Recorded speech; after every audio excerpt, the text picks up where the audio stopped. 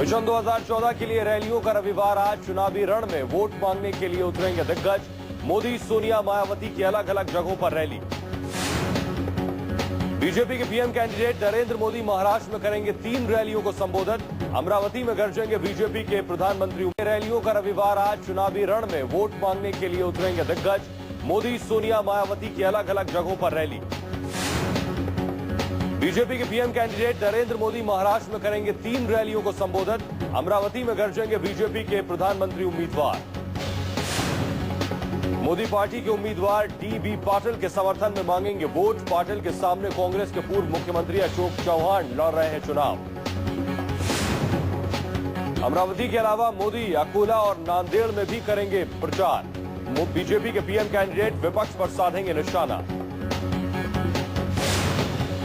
नरेंद्र मोदी अपने तूफानी रैलियों के दौर में कर्नाटक में भी हुंकार भरेंगे। बेलगांव और बागलकोट में करेंगे रैली को संबोधित। सियासत के सुपर संडे में सोनिया गांधी भी आज दिल्ली में भरेंगे हुंकार। 7 लोकसभा सीटों के लिए 10 अप्रैल को होंगे चुनाव।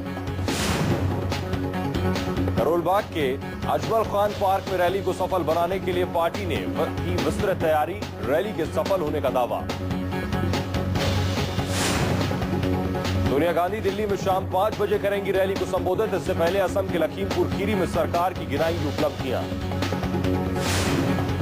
असम के लखीमपुर खीरी में सोनिया सुबह 11 बजे करेंगी रैली को संबोधित। बीजेपी के पीएम कैंडिडेट भी कर चुके हैं असम में चुनावी सभा। दिल्ली विधानसभा चुनाव में मिली हार के बाद जनाधार को तलाशने के लिए कांग्रेस अध्यक्ष सोनिया गांधी करेंगी रैली को संबोधित। पार्टी कार्यकर्ताओं का मनोबल मजबूत करने की होगी कोशिश।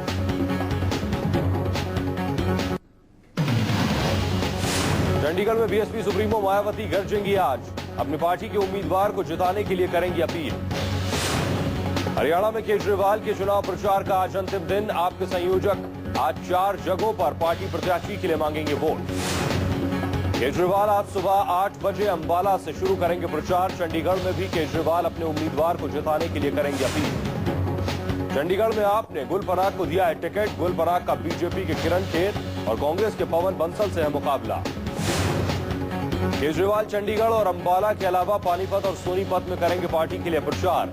रोड शो के जरिए प्रचार करने निकले हैं केजरीवाल। बीजेपी ने वरिष्ठ नेता जसवंत सिंह को 6 साल के लिए पार्टी से निकाला। बाड़मेर सीट से निर्दलीय चुनाव लड़ रहे हैं जसवंत सिंह।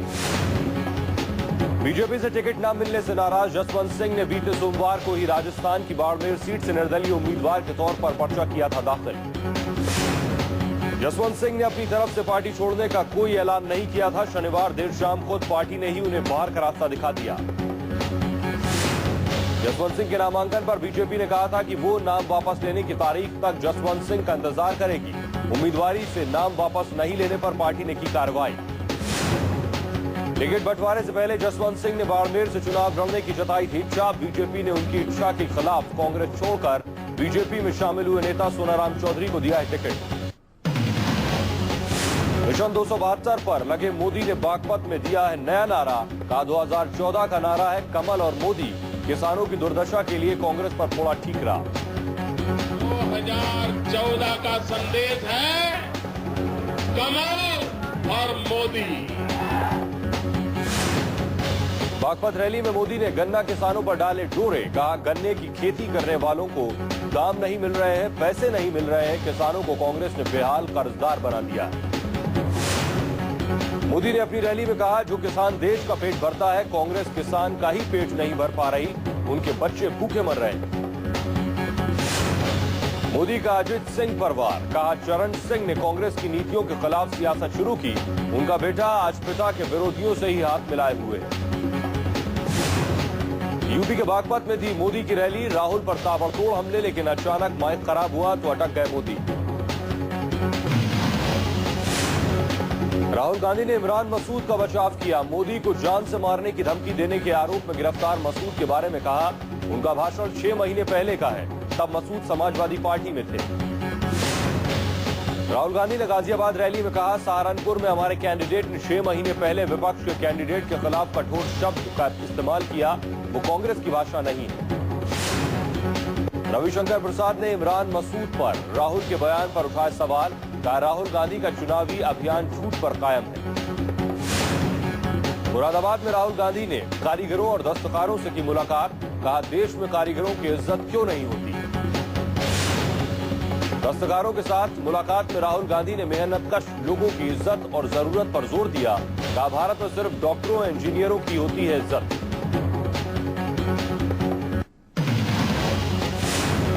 सूत्रों के मुताबिक चुनाव आयोग भड़काऊ बयान के मामले पर इमरान मसूद को दे सकता है क्लीन चिट। आयोग के मुताबिक वीडियो पुराना है। जहरीले बोल ने मसूद को पहुंचाया जेल। मोदी को धमकी देने वाले कांग्रेसी उम्मीदवार इमरान मसूद को 14 दिन की जेल। सलाखों के पीछे पहुंचने के बावजूद मसूद की हेकड़ी कायम। बयान पर अड़े इमरान ने कहा 100 बार जेल जाऊंगा लेकिन अपने लफ्जों से पीछे नहीं हटूंगा। 100 बार जेल जाऊंगा।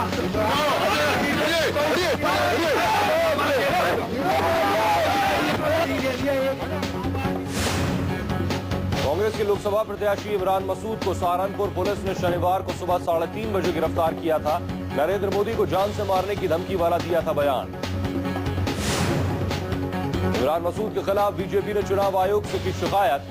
नकवी बोले इमरान मसूद के साथ साथ कांग्रेस के खिलाफ भी एक्शन ले इलेक्शन कमीशन।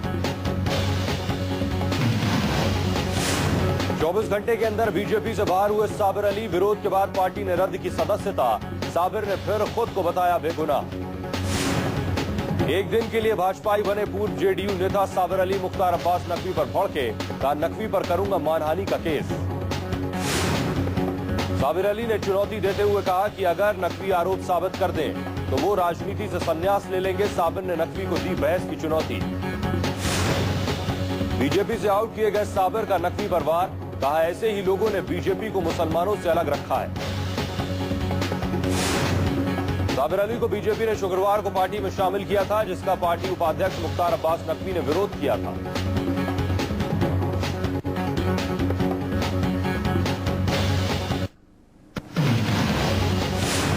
साबिर अली को बीजेपी में शामिल करने के खिलाफ नकवी की ट्वीटबाजी। विवाद बढ़ने के बाद साबिर के बारे में किया गया ट्वीट हटाया। कहा लेकिन अब भी अपने बयान पर कायम। साबिर को बीजेपी में शामिल करने और फौरन निकाल बाहर करने पर लालू की चुटकी। कहा जेडीयू से जुड़ा हर शख्स परेशान है, सबकी दुर्दशा हो रही है।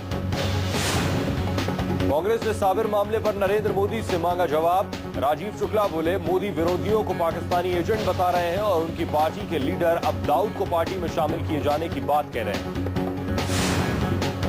साबिर पर जेडीयू लीडरों का जुबानी हमला जारी। जेडीयू प्रवक्ता संजय सिंह बोले साबिर जैसे लोग मौका परस्त हैं, ये सुविधा की राजनीति करते हैं। पूर्व राज्यसभा सदस्य एजाज अली ने साबिर को बताया बिजनेसमैन। कहा साबिर शिवसेना में शामिल होते तो बेहतर होता। साबिर अली को बीजेपी से निकाल बाहर किए जाने पर केसी त्यागी का बयान। बिहार बीजेपी और बीजेपी के केंद्रीय नेताओं के बीच सब कुछ ठीक नहीं है, पार्टी में जारी है खींचतान। रिग्गी ने साबिर मसले पर ली चुटकी। कहा नकवी को बधाई। बड़ी बहादुरी से नकवी ने साबिर के खिलाफ किया ट्वीट। दिग्विजय सिंह ने मोदी पर जुबानी वार करते हुए कहा मोदी ने खुद कहा है कि या तो मोदी को चुन लो या फिर कमल को चुन लो। मोदी ने बीजेपी को हाईजैक कर लिया। कांग्रेस लीडर दिग्विजय सिंह ने मोदी पर लगाया बीजेपी को अपने रंग में रंगने का आरोप। कहा आडवाणी, सुषमा और यशवंत सिन्हा समेत दूसरे सीनियर नेता कहां गायब हो गए। मोदी पूंजीपतियों के पीएम उम्मीदवार। आरजेडी लीडर मनोज झा ने साबिर पर नकवी के बयान को गलत बताया। कहा साबिर अली का नकवी पर मानहानि का केस करना गलत नहीं।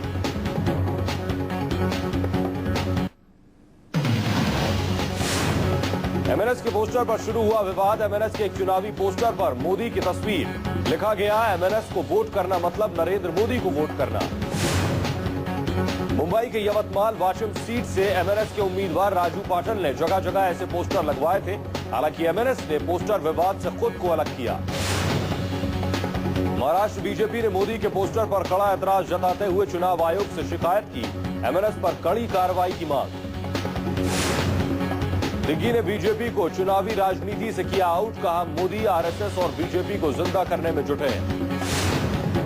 महाराष्ट्र के तूफानी चुनावी दौरे में जुटे शरद पवार अमरावती में की बड़ी रैली। कांग्रेस एनसीपी महाराष्ट्र में मिलकर चुनाव लड़ रहे हैं।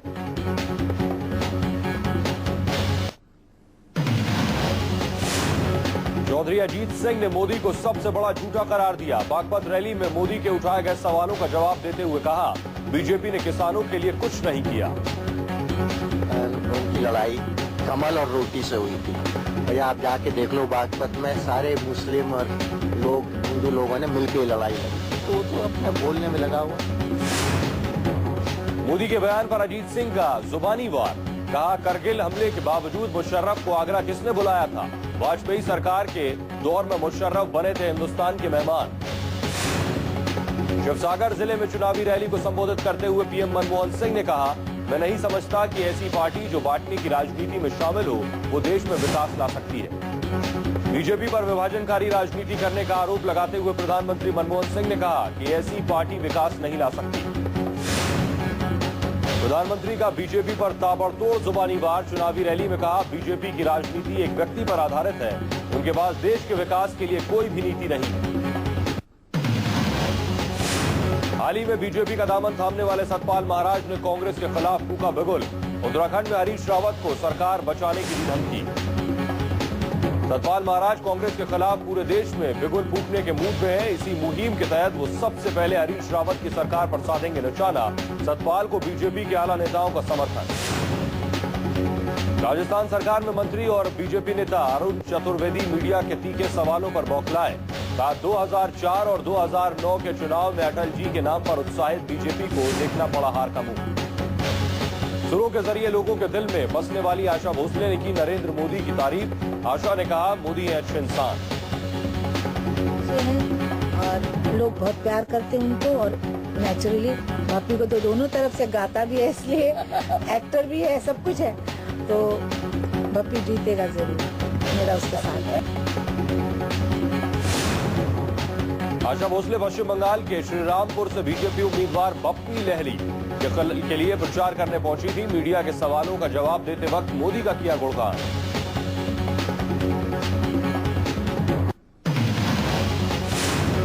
शामली में एक सभा को संबोधित करते हुए समाजवादी पार्टी के कैराना प्रत्याशी नाहिद हसन ने मायावती के खिलाफ अमर्यादित टिप्पणी की। नाहिद हसन को भारी पड़े बिगड़े बोल। नाहिद हसन के खिलाफ 171G के तहत मुकदमा दर्ज। समाजवादी लीडर राजेंद्र चौधरी ने नाहिद हसन के बयान को गलत बताया। कहा, चुनावी जंग में इज्जत का दामन नहीं छोड़ना चाहिए। श्रीनगर के बेमिना में पुलिस ने आतंकी साजिश नाकाम किया। आईईडी विस्फोट को किया डिफ्यूज। गुजरात के पाटन में तेंदुए का तहलका। सिंधपुर के पास डिडरोल में तेंदुए ने 2 लोगों को जख्मी किया। अजमेर से आम आदमी पार्टी के उम्मीदवार अजय कुमार ने नॉमिनेशन के आखिरी दिन अपना नाम वापस लिया। नए विवाद में मोदी सामने आई घूसखोर नेता के साथ तस्वीर। पत्नी को 10 लाख की रिश्वत लेते भोपाल पुलिस ने किया था गिरफ्तार। डिप्टी कमिश्नर पूनम राय के पति गणेश मालवीय ने अपने हाथों से ली रिश्वत। बीजेपी सेंट्रल इलेक्शन सेल के मेंबर है गणेश। भोपाल में आयकर विभाग की डिप्टी कमिश्नर पूनम राय और उनके पति गणेश मालवीय को रिश्वत लेते रंगे हाथों गिरफ्तार किया गया। सीबीआई ने दोनों को 10 लाख रुपए की रिश्वत लेते गिरफ्तार किया। भोपाल के एक बिल्डर रामायण कंस्ट्रक्शन से आईटी रिटर्न की गड़बड़ी ठीक करने के लिए पूनम ने 25 लाख रुपए मांगे थे। बिल्डर को जुर्माने से बचाने के लिए रिश्वत देने का दबाव बनाया गया था।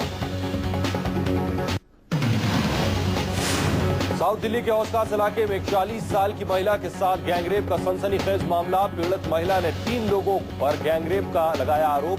2 आरोपी गिरफ्तार, 1 फरार। तफ्तीश में जुटी पुलिस। देहरादून के विल्हम गर्ल्स स्कूल में को मिले पत्र में इंडियन मुजाहिदीन का नाम। पत्र में 30 मार्च से 8 अप्रैल के बीच धमाका करने की चेतावनी। दिल्ली के मॉडल टाउन इलाके में एक तेज रफ्तार ट्रक ने एक बाइक को मारी टक्कर। बाइक पर 2 लोग थे सवार, जिसमें एक दिल्ली पुलिस के कांस्टेबल की हुई मौत। मुंबई में 50 से अधिक वारदातों को अंजाम देने वाले एक गिरोह के 4 लोगों को पुलिस ने किया गिरफ्तार। एक व्यापारी को लूटने की फिराक में थे बदमाश। मुंबई में बीती रात एक तेज रफ्तार फरारी कार चालक को वर्ली पुलिस ने किया गिरफ्तार। काफी रफ्तार के साथ साउथ मुंबई से मध्य मुंबई की तरफ जा रहा था। पुलिस ने कार को किया जब्त।